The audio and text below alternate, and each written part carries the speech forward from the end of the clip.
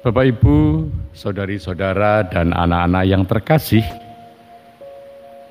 di Bait Allah Yesus mengajar perihal dirinya sebagai penyelamat dunia, Allah yang menjadi manusia dan tinggal di tengah-tengah kita. Ia menjelaskan bahwa dirinya adalah pemenuhan janji Allah, sebagaimana pernah dijanjikan kepada tokoh-tokoh umat Allah perjanjian lama seperti Daud.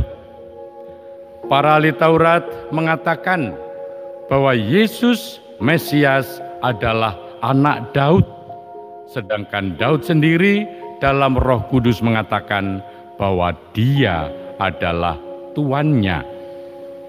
Suatu pengajaran yang memang sulit dimengerti, dan hanya dalam dan oleh iman pengajaran tersebut dapat dimengerti dan diterima. Maka ketika kita mendengar sabda Tuhan tadi, kita bisa dibuat bingung apa maknanya sabda yang singkat itu, tapi ternyata tidak mudah untuk dipahami. Marilah kita tidak terjebak pada apa yang diajarkan Yesus tersebut, melainkan menempatkan diri sebagai orang banyak yang mendengarkan Dia dengan penuh minat. Pengajaran macam itu atau yang sejenis, Bapak, Ibu, dan saudari-saudari yang terkasih, dapat terjadi di dalam khotbah pada ibadat atau misa, baik hari Minggu, juga bisa terjadi di sekolah-sekolah, di mana pengkhotbah atau pengajar menyampaikan hal-hal yang baru dan sulit, bahkan mungkin juga bisa berbelit-belit.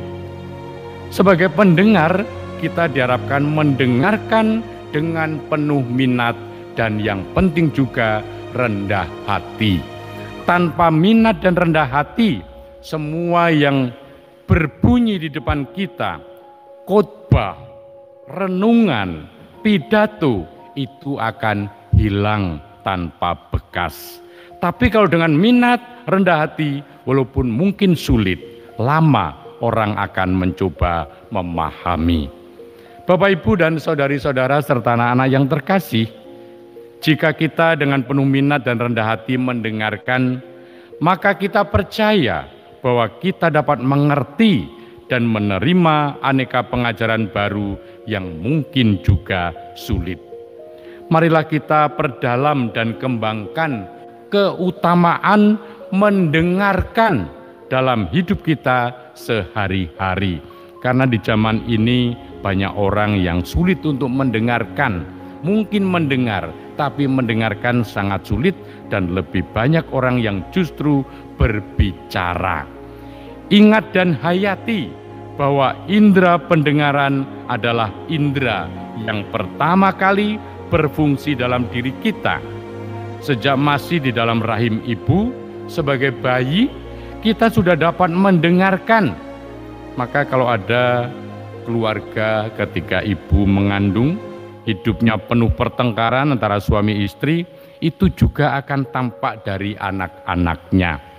Kita dengarkan ajaran atau kehendak Tuhan yang menjadi nyata dalam ciptaan-ciptaannya di dunia ini, entah dalam binatang, tumbuh-tumbuhan, tanaman, maupun manusia, serta suasana atau iklim kehidupan. Sejak kecil, Bapak, Ibu, dan saudari-saudara, kita dituntun, diajar, dididik, dan diperbaiki dengan penuh cinta kasih oleh orang-orang yang mengasihi kita, terutama orang tua atau ibu kita masing-masing. Kita diarahkan menuju ke kebenaran dan keselamatan sejati. Maka kita diingatkan dan diajak untuk mengenangkan kembali aneka pengajaran, didikan, tuntunan, serta nasihat yang telah kita terima melalui orang tua kita masing-masing ketika kita masih kecil dan tinggal bersama dengan orang tua. Sebagai contoh, saya secara pribadi senantiasa terkesan pada kata-kata orang tua ketika saya masih kecil yang mengatakan, barang katon wae ora bisa nggarap, ojo maneh sing ora katon. Yang kelihatan saja kita tidak dapat mengerjakan, apalagi yang tidak kelihatan.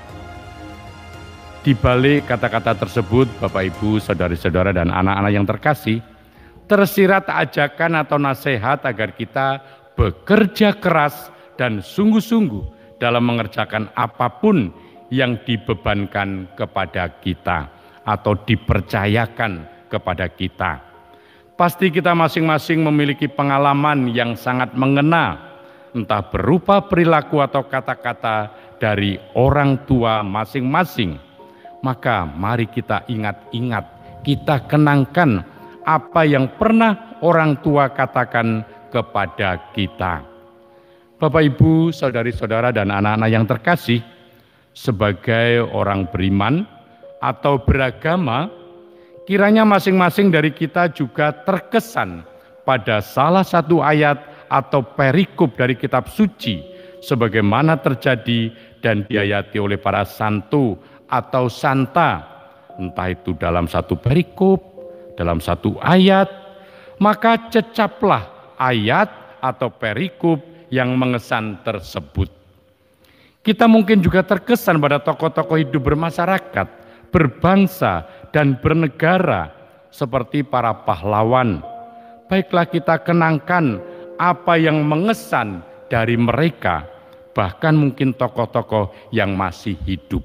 Kita lihat pandangannya, kita perhatikan apa yang dipikirkan, lalu kita kenangkan, mungkin bisa kita teladani.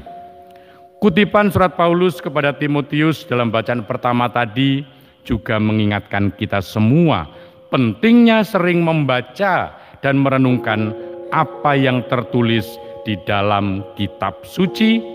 Maka jika kita memiliki kitab suci, jangan hanya dijadikan hiasan belaka, melainkan bacalah, renungkanlah, cecaplah apa yang tertulis di dalam kitab suci tersebut, lebih-lebih di tahun cinta kitab suci ini.